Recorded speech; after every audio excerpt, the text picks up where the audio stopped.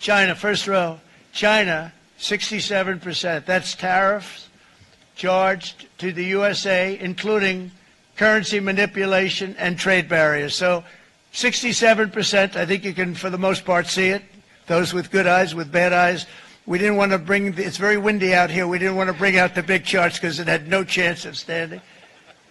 Fortunately, we came armed with a little smaller chart.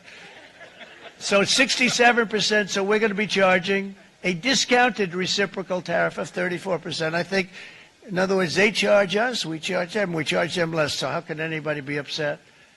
They will be, because we never charge anybody anything, but now we're going to charge. No matter how the international landscape evolves, China's economy remains firmly grounded, with abundant momentum to achieve stable development and continue forging ahead. China has the capability and confidence to manage various risks and challenges.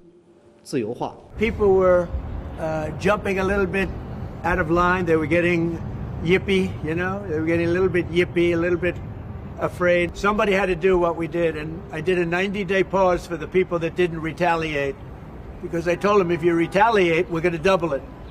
And that's what I did with China, because they did retaliate.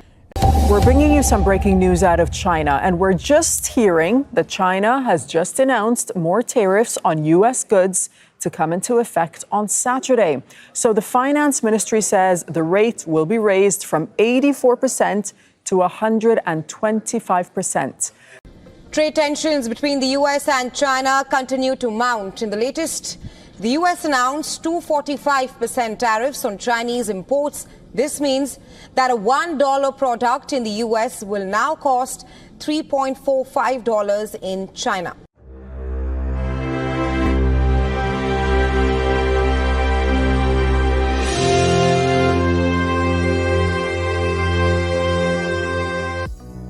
ሰላም እንዴት ናችሁ? እንኳን ወደዚህ ቻናል በሰላም መጣችሁ። ይህ ቻናል ትኩረቱ በኢኮኖሜትሪክስ፣ ኢኮኖሚክስ፣ ፋይናንስ፣ ካፒታል ማርኬትስ፣ ስፖርት እና ኢንቴግሬሽን አናሊሲስ ላይ ነው።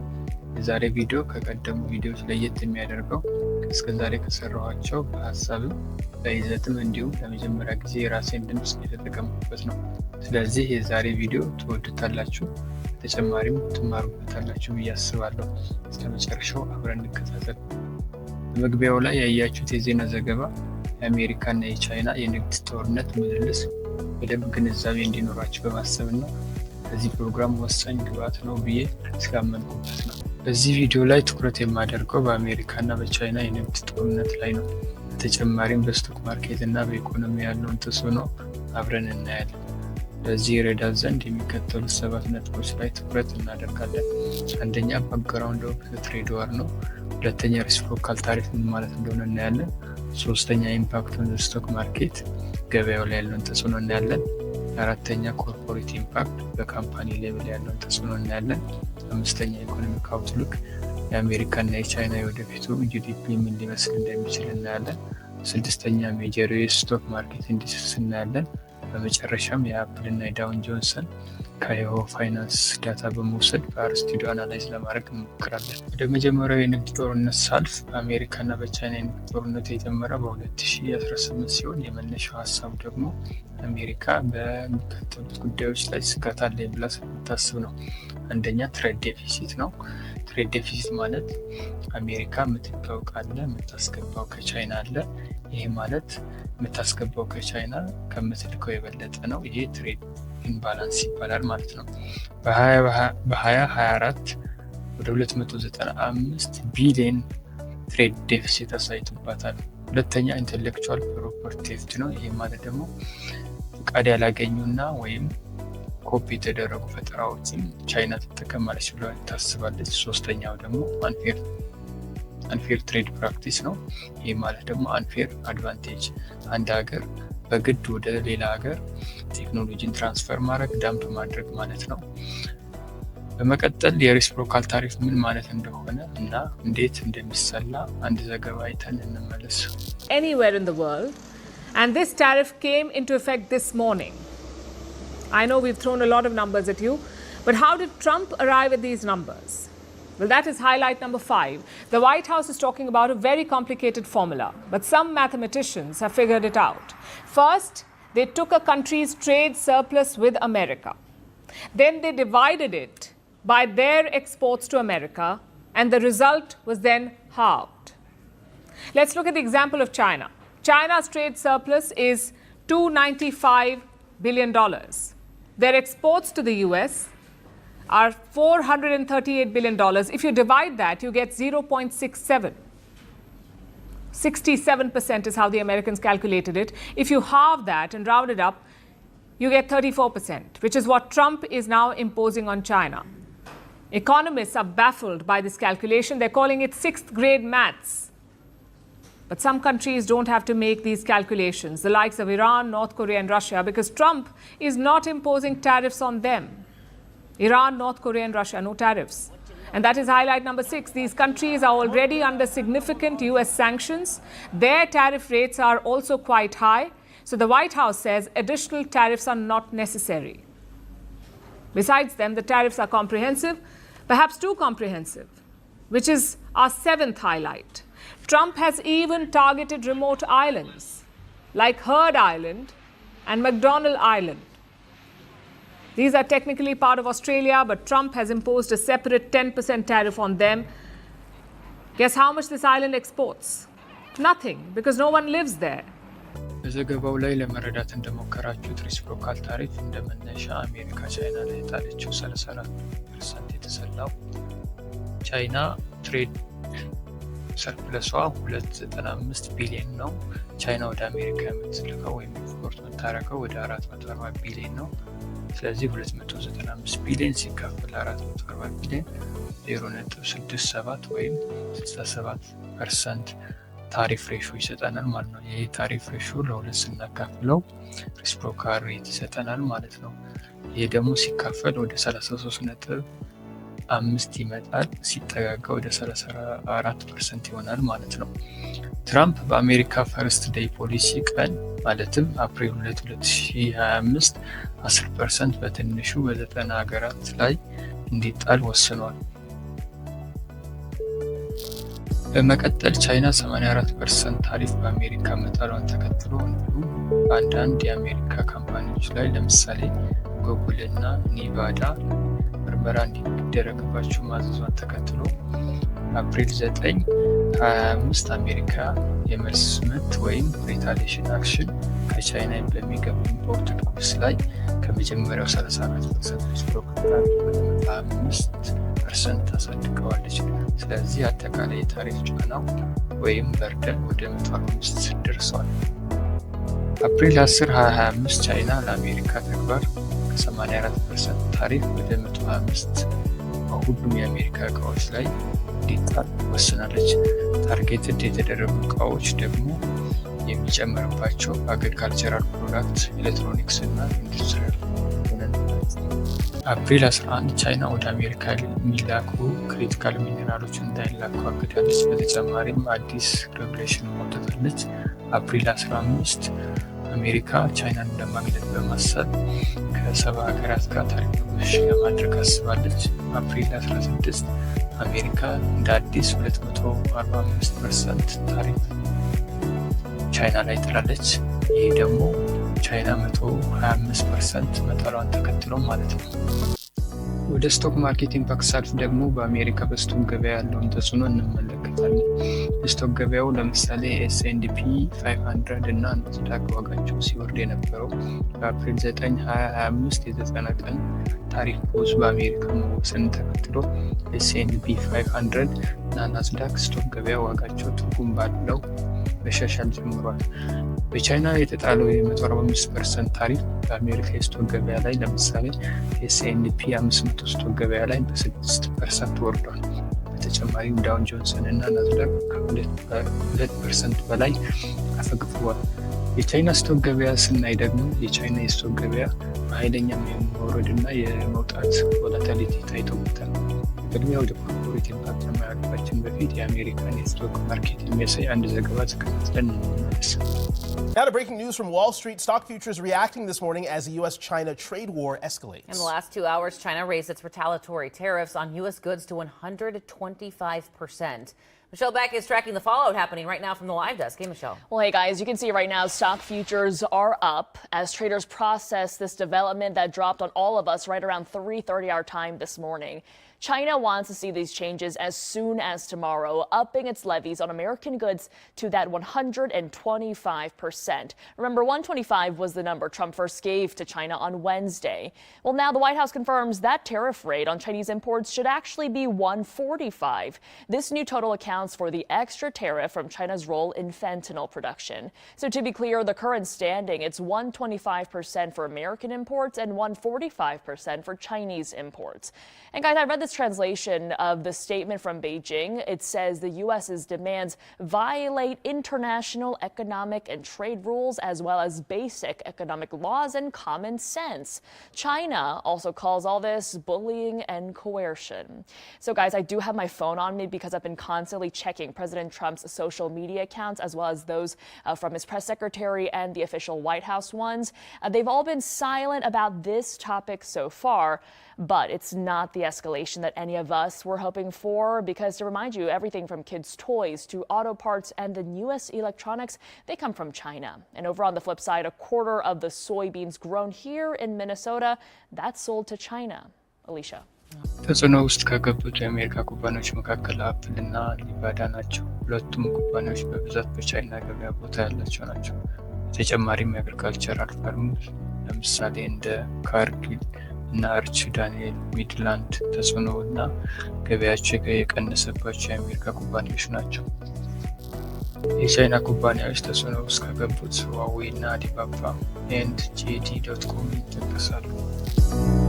ኢኮኖሚክ አውትሉክ ስናይ ደግሞ ትንታኔ የሚሰጡ እንደገመቱት የቀጠለው የንግድ ጦርነት የቻይናን GDP በ2.9% ነጥብና የአሜሪካን የGDP በ1% ይቀንሷል ብለው ገምቷል። ይህ አስተማማኝ አለመሆንና ኢንቨስትመንቶችን እንደህንድና ብራዚል ላሉ ገበያዎቹ ያላቸውን ፍላጎት እየጨመረ በመምጣቱ ዓለም አቀፍ የአቅርቦት ሰንሰለቶችንና የኢንቨስትመንት ነጥቦችን እንደገና እንዲያጠኑ አድርጓቸዋል። ወደ ሜጀር የኤስ ስቶክ ማርኬት ኢንዴክስ ሳልፍ አንደኛ S&P 500 ወይም ስታንዳርድ ፑር 500 ነው። በውስጡ ከ500 በላይ ካምፓኒዎችን የያዘ ነው። ዓላማው ደግሞ ቤስ ሪፕሬዘንታቲቭ ኦፍ ዘ ኦቨርኦል ዩኤስ ስቶክ ማርኬት ነው። ሴክተር ከቨሬጅ ቴክ፣ ሄልዝ ኬር፣ ፋይናንሻል እና ኤነርጂ ላይ ነው። ማርኬት ካፑ ደግሞ ላርጅ ካፕ ስቶክ ኦንሊ ነው። ይሄ ማለት ደግሞ ማርኬት ካፒታላይዜሽን እኩል ይሆናል ሼር ፕራይስ ሲባዛ ነምበር ኦፍ አውትስታንዲንግ ማለት ነው። ኤግዛምፕል ኦፍ ካምፓኒስ ኢን ዘ S&P 500 ማለት ደግሞ አፕል ኢንክ አለ፣ ማይክሮሶፍት ኦፊስ ኮርፖሬሽን አለ፣ አማዞን.com ኢንክ አለ፣ ጆንሰን ጆንሰን አለ፣ JP ሞርጋን ቼስ ኤንድ ኮም አለ። ሁለተኛው ዳውን ጆንሰን ኢንዱስትሪያል አቨሬጅ ይባላል። ይሄ ገበያ ከ30 በላይ የያዘ ገበያ ነው። ይህም በጣም ታዋቂ የሆኑ ፋይናንሻሊ ሳውንድ የሆኑ ካምፓኒዎች ያሉበት ነው እና በአሜሪካ በጣም ፌመስ የሆነ ገበያ ነው። ዓላማው ደግሞ ሪፍሌክትስ ዘ ሄልዝ ኦፍ ዘ ኢንዱስትሪያል ኤንድ ቦርደር ኢኮኖሚ ነው። ዌይት የሚደረገው ደግሞ በስቶክ ፕራይሱ ነው። ኮምፖዚሽኑ ደግሞ ዳይቨርስ ሴክተር፣ ቴክኖሎጂ፣ ሄልዝ ኬር፣ ፋይናንስ እና ሌላም ያካትታል። እዚህ ውስጥ ካሉት ካምፓኒዎች ውስጥ ለምሳሌ ኮካኮላ፣ ቦይንግ፣ ጎልድማን፣ አፕል እና ማክዶናልድ ኮርፖሬሽን ሊጠቀሱ ይችላሉ። ሶስተኛው ትልቁ የአሜሪካ ገበያ ናዝዳክ ኮምፖዚት ይባላል። በውስጡ 3000 ካምፓኒዎችን የያዘ ነው። ታይፑ ደግሞ ማርኬት ካፒታላይዝድ ዌይት ነው። ጎዱ ደግሞ ቴክ ኢኖቬሽን ነው።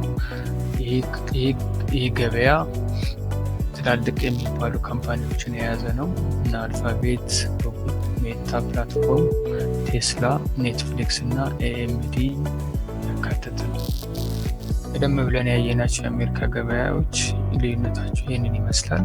አንደኛ S&P 500 ካምፓኒዎችን የያዘ ነው። ፎከስ ኤሪያው ደግሞ ብሮድ ማርኬት ነው። ዌይቲንግ ታይፑ ደግሞ ማርኬት ካፕ ዌይትድ ነው። ዳውን ጆንሰን 30 በላይ ካምፓኒዎችን ይዟል። ፎከስ ኤሪያው ደግሞ ብሉ ቺፕ ስቶክ ነው። ዌይቲንግ ታይፑ ደግሞ ፕራይስ ዌይትድ ነው። ሶስተኛ ናዝዳክ ኮምፖዚት ከ3000 በላይ ካምፓኒዎችን ይዟል። ፎከስ ኤሪያው ደግሞ ቴክ ኤንድ ኢኖቬሽን ነው። ዌይቲንግ ታይፑ ደግሞ ማርኬት ካፕ ዌይቲንግ ነው። የመጨረሻው ፕራክቲካል ኤግዛምፕል የአፕሪል እና ዳውን ጆንሰን ከያሁ ፋይናንስ ዳታ በመውሰድ በአር ስቱዲዮ አናላይዝ ለማድረግ እንሞክራለን። አብረን ቆይ።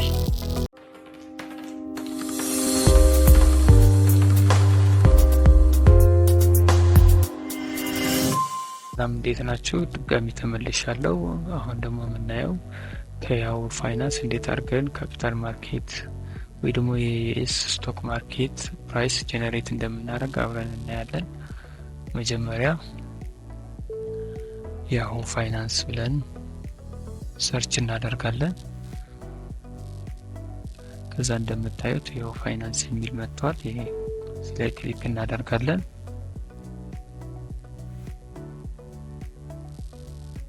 ከዛ እንደምታዩት በቀኝ በኩል የኤስኤንዲፒ 500 የዳውን ጆንስ የናስዳክ የስቶክ ጀመሪያ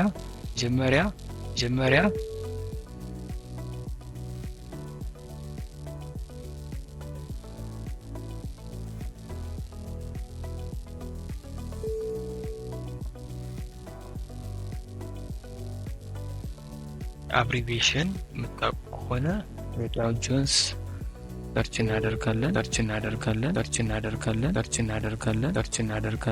እናደርጋለን።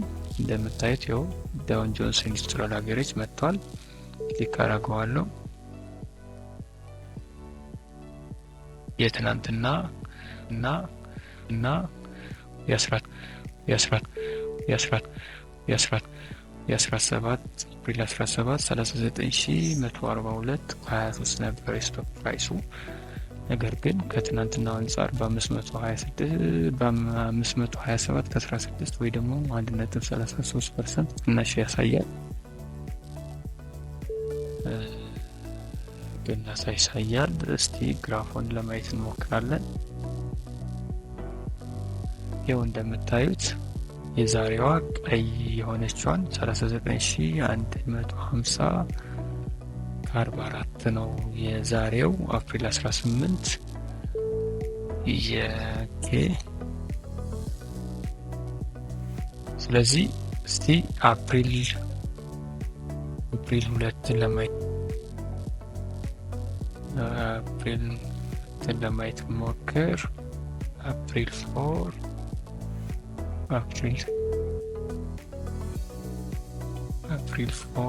16 እና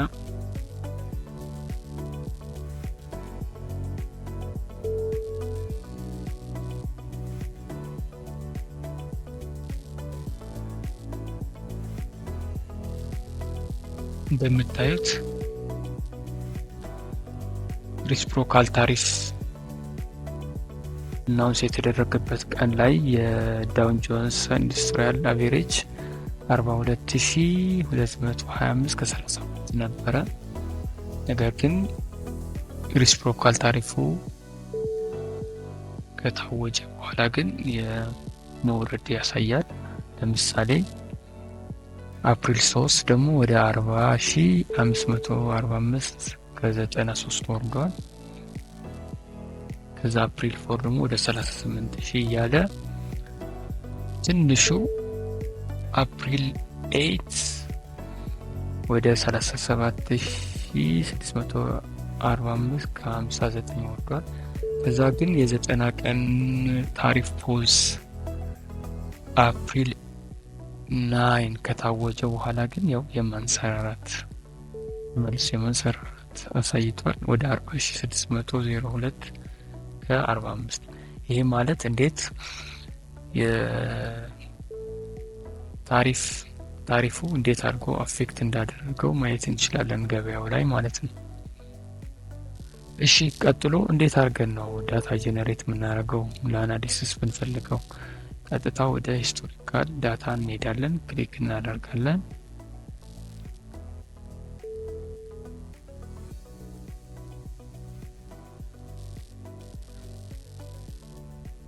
በመቀጠል እንደምታዩት ይኸው የምታዩት የምትፈልጉትን ቀን ትመርጣላችሁ፣ የምትፈልጉትን ፕራይስ ትመርጣላችሁ። ሂስቶሪካል ፕራይስ ዴይሊ ነው፣ ዊክሊ ነው ወይ መንዝሊ የሚለውን ትመርጣላችሁ። እንደምታዩት ሃይ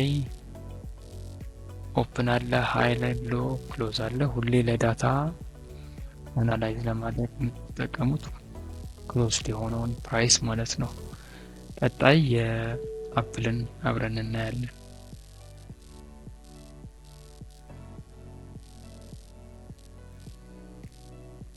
ቀጣይ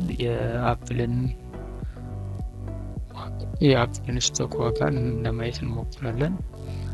አፕልን ሰርች ለማድረግ APPL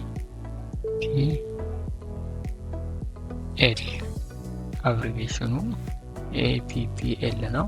እንደምታዩት የአፕል ኢንክ የሚለውን ይመጣላችሁ፣ ክሊክ ታደርጉታላችሁ።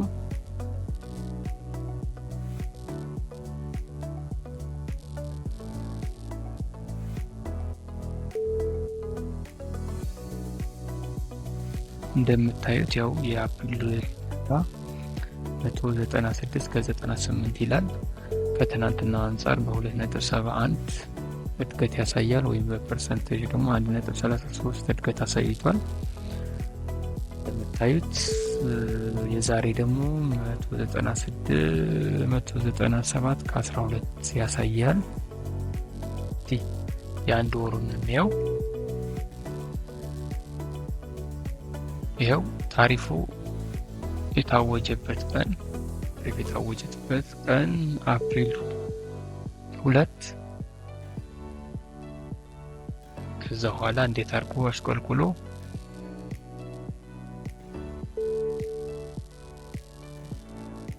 አፕሪል 2 223.89 የነበረው ውጤታ አፕሪል 8 ወደ 172 ከ42 ወርዷል። ይሄ ቀን ደግሞ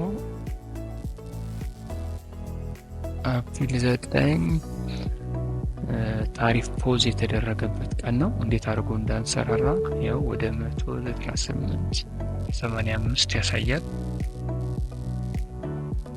ይኸው እንደምታዩት እየወጣ እየወረደ ትንሽ የማንሰራራት ነገር ያሳያል ማለት ነው። ስለዚህ እንዴት አድርገን ነው የአፕልን ዳታ መውሰድ የምንችለው? ቀጥታ ወደ ሂስቶሪካል ዳታ እንሄዳለን።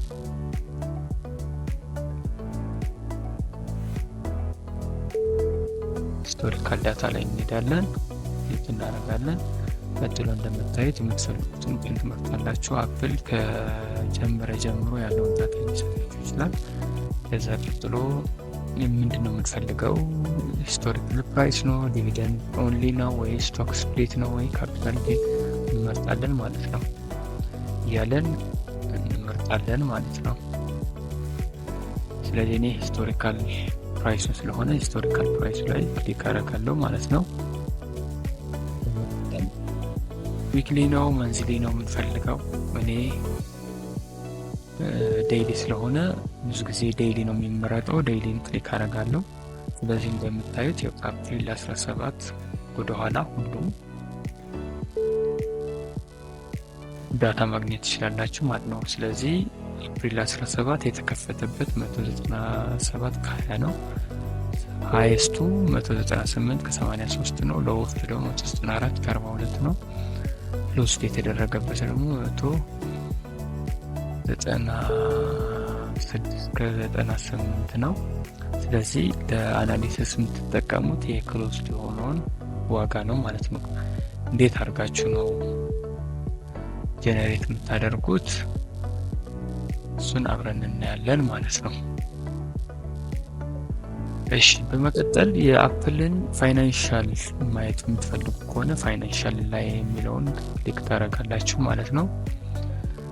የአፕል ፋይናንሻል ስቴትመንቱን ያሳያችኋል ማለት ነው። አናሊሲስ የምትፈልጉ እንደምታዩት ያመጣላችኋል። የምትፈልጉትን እዚህ ላይ ቻርት የምትፈልጉ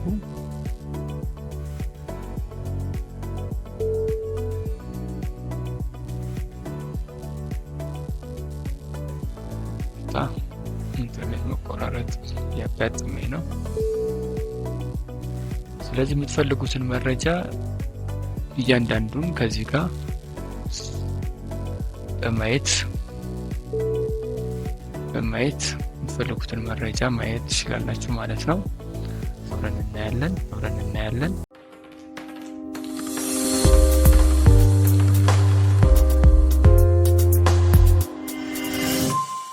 ይሻላል። አሁን ደግሞ ማሳያችሁ በአር ስቱዲዮ እንዴት አድርገን ዳታ አናላይዝ ማድረግ እንደምንችል ነው ማሳያችሁ።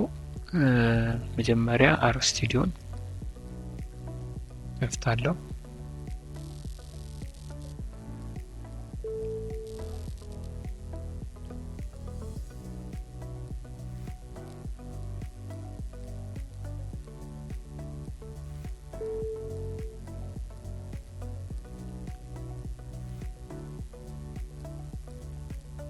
እንደምታዩት እየከፈተልኝ ነው።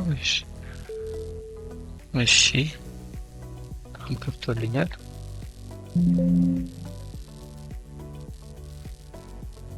ስለዚህ በአር ስቱዲዮ አሁን አንደኛ ማሳያችሁ እንዴት አድርገን ከያሁ ፋይናንስ በአር ስቱዲዮ ዳታ ፊች ማድረግ እንደሚችል እና እንዴት አድርገን ግራፍ መስራት እንደምንችል ቅድመ ያያችኋቸውን ቮላቲሊቲ ግራፎች እንዴት መስራት እንደምንችል አብረን እናያለን ማለት ነው። መጀመሪያ ግን ከዚህ በፊት የሰራኋቸውን ዳታ ክሊር ላርክ ኮማንድ ተጠቅሜ ራን እለዋለሁ። ያው እንደምታዩት ኢንቫይሮንመንታሊቲ ኢንፑት ይለኛል። ስለዚህ መጀመሪያ አንዳንድ ፓኬጆችን ኢንስቶል ማድረግ አለብኝ። አንዳንድ ፓኬጆችን ኢንስቶል ማድረግ ስላለብኝ ቀድሜ ፓኬጆችን ኢንስቶል ለማድረግ ልሞክር።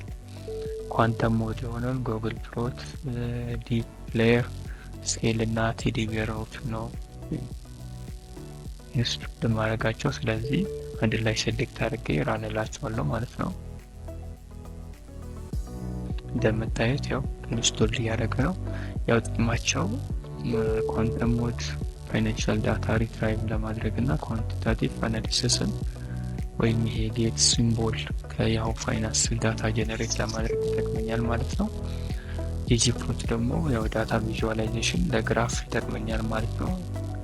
ዲፕ ሌየር ደግሞ ለፎሮ ዳታ ማኒፑሌሽን ነው ወይም ማኒፑሌሽን ይጠቅመኛል ማለት ነው። ስኬል ደግሞ ለአክሴስ ፎርማቶች ስኬሊንግ ፕሎት ይጠቅመኛል ማለት ነው።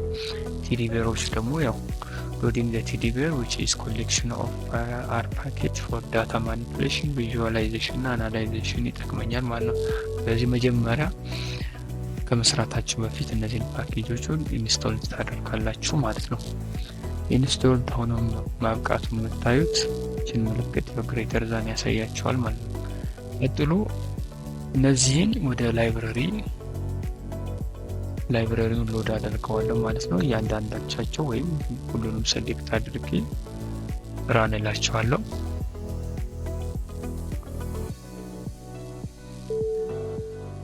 ራይት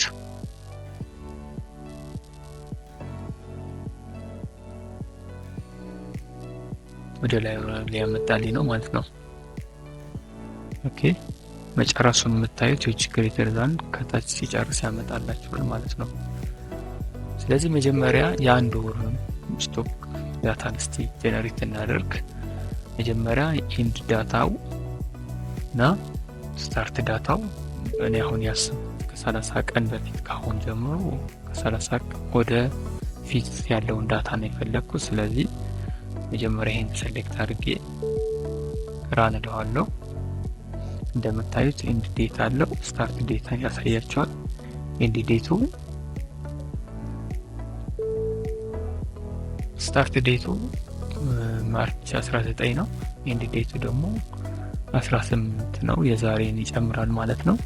ስለዚህ እሱን ተከትዬ ጌት ሲምቦል ቅድምችን አይታችሁታል። DGI የዳው ጆንሰን አብሪቬሽን ናት። ስለዚህ ጌት ነው።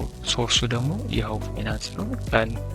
ከመቼ ጀምሮ ስታርት ዴት ኢንድ ዴት ያው ይሄን ተከትዬ ራን እለዋለሁ ማለት ነው።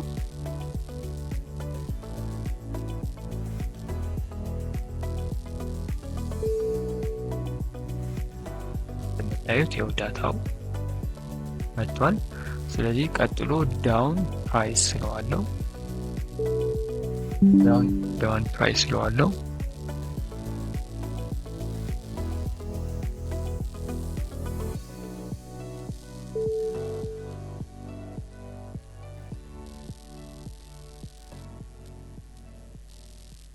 ቀጥል ቪው ዳውን ፕራይስ ስለዋለው ይኸው እንደምታዩት ኦፕን አለ፣ ሃይ አለ፣ ሎ አለ፣ አጀስትድ ክሎዝ አለ፣ ቮሊዩም አለ፣ አጀስትድ የሆነውም አለ ማለት ነው። ስለዚህ ከማርች 19 ጀምሮ እስከ 17 ነው ያመጣልኝ። ስለዚህ አጀስትድ ክሎዝ ፕራይስ ማለት 39142 ከ23 ቅድም ያየነው ማለት ነው። የዛሬን የ18 እና አልጨመረም ማለት ነው። እሺ በመቀጠል ፕሎት ማድረግ ወይ ግራፍ መሳል ልሞክር።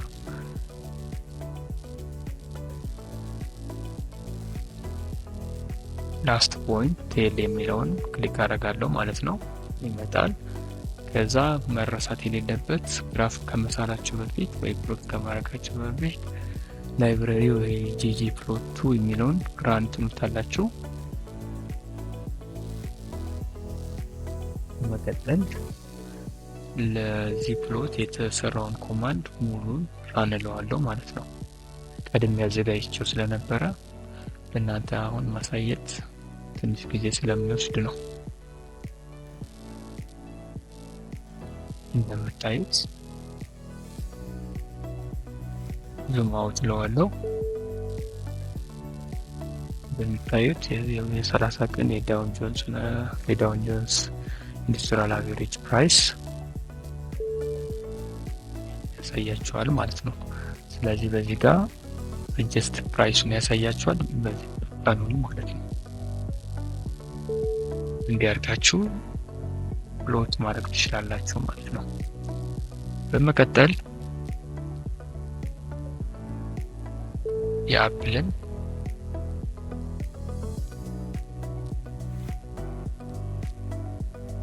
የአፕልን ዳታ ጀነሬት እናድርግ። የአፕልን ዳታ ጀነሬት እናድርግ። አሁንም ተመሳሳይ ስታርት ዴት አለው፣ ኢንድ ዴት አለው። ራን እለዋለሁ። ይኸው ይመጣል። ከዛ አፕል ፕራይስ እለዋለሁ።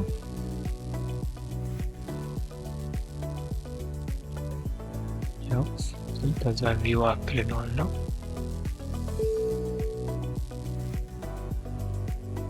እንደምታዩት ያው ከማርች 19 እስከ አፕዴት። ስለዚህ እንደምታዩት ያው ኦፕን አለ፣ ሃይ አለ፣ ሎ አለ፣ ክሎዝ አለ፣ ቮሊዩም አለ፣ አጀስትድ አለ። ስለዚህ ሁሌም ለዳታ አናሊሲስ የምንጠቀመው ክሎዙን ነው እንዳይረሳ። በመቀጠል የአፕልንም በተመሳሳይ ፕሎት ላድርግ። መጀመሪያ ላስት ፖይንት ቴል የሚለውን ይሄንን የአፕልን ራን እለዋለሁ። በመቀጠል ሁሌም መረሳት የሌለበት ጂጂ ፕሎት እና ቴዲበሮችንም ገሜ ራን እላቸዋለሁ። በመቀጠል ያዘጋጁትን የአፕል ማንድ ራን እለዋለሁ። ያው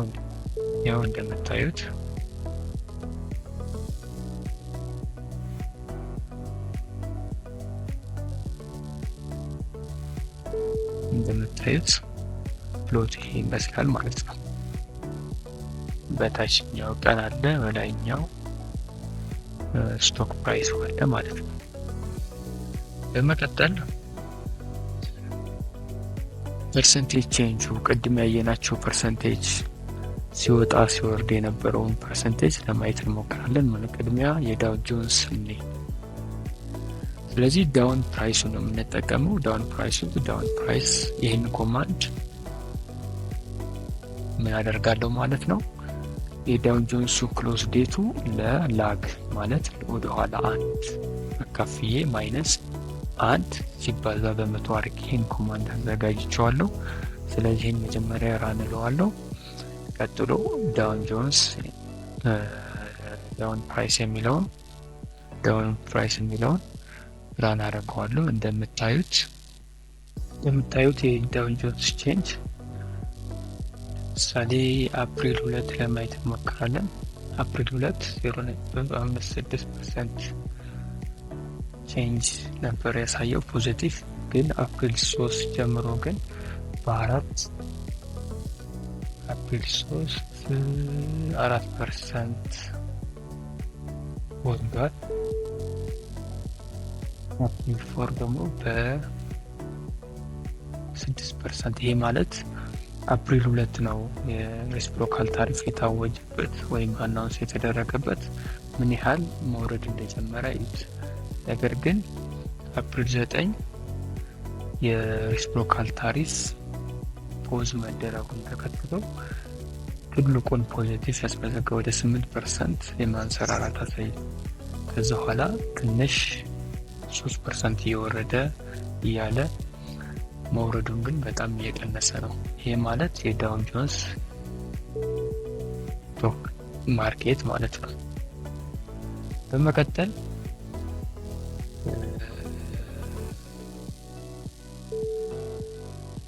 ላይብረሪውን አንድ የራን እንበለው።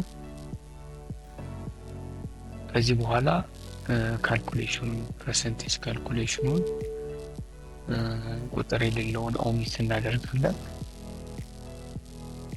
በመቀጠል ይህንን ዶት ራን እንለዋለን። ራን ስንለው የዳውን ጆንስ ፐርሰንቴጅ ቼንጆቹን ግልጽ አድርጎ እንደዚህ ያሳየናል ማለት ነው። ስለዚህ ለምሳሌ አፕሪል 2 0.56% ቼንጅ አሳይቶ ነበረ። ከዛ በኋላ ግን እየወረደ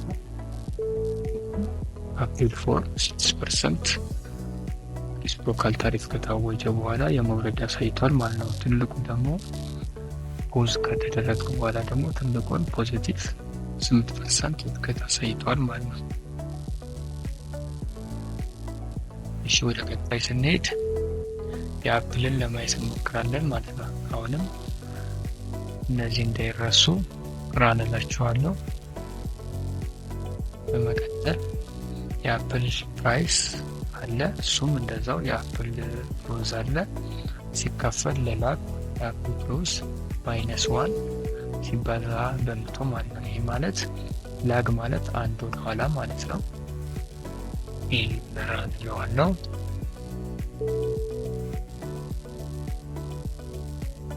ከዛ በኋላ አፕል ፕራይስ ይህንን ራን እለዋለሁ። እንደምታዩት ፐርሰንቴጅ ቼንጅ እንደዚህ አድርጎ ሰርቶልኛል። ስለዚህ ይሄንንም እስቲ አፕሪል 2 እንየው። አፕሪል 2 አሁንም ተመሳሳይ ፖዚቲቭ 0.31 እድገት ነበረው። ነገር ግን ወዲያውኑ አፕሪል 3 -9 ስቶክ ገበያው ወረደ። እንደምታዩት አፕሪል 4 ደግሞ 7% እያለ እስከ አፕሪል 8 ድረስ 4% 5% ድረስ እየወረደ መምጣት ነው። ይህ ማለት ምን ያህል ሬሲፕሮካል ታሪፍ አፌክት እንዳደረገው ነው የምታዩት። ነገር ግን የሬሲፕሮካል ታሪፍ ፖዝ መደረጉን ተከትሎ ፖዚቲቭ 15% ማንሰራራት አሳይቷል። ከዛ በኋላም -4 እያለ እየቀነሰ መጥቷል። በመቀጠል ይህንን በግራፍ ለማየት እንሞክራለን።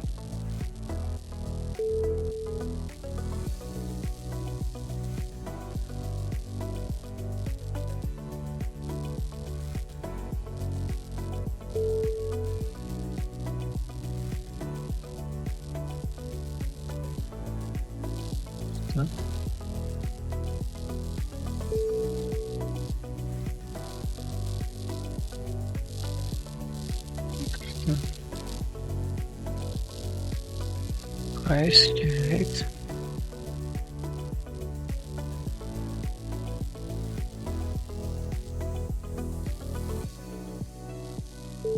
ይኸው እንዳያችሁት ግራፉንም ይመስላል ማለት ነው። ግራፉ እንደምታዩት ይህንን ይመስላል። አሁንም በተመሳሳይ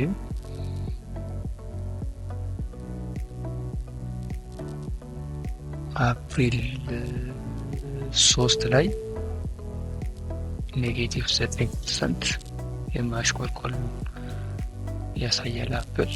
ነገር ግን ታሪፍ ፖዙን ተከትሎ 15.33% እድገት አሳይቷል። ከዛ በኋላ ይህ ወደ 4 የቀነሰበት አለ፣ የጨመረ ግን የተሻለ ነገር ይታያል። ስለዚህ በአር ስቱዲዮ እንዴት አርካችሁ አናሊሲስ መስራት እንደምትችሉ በትንሹ ይህንን ይመስላል። ነገር ግን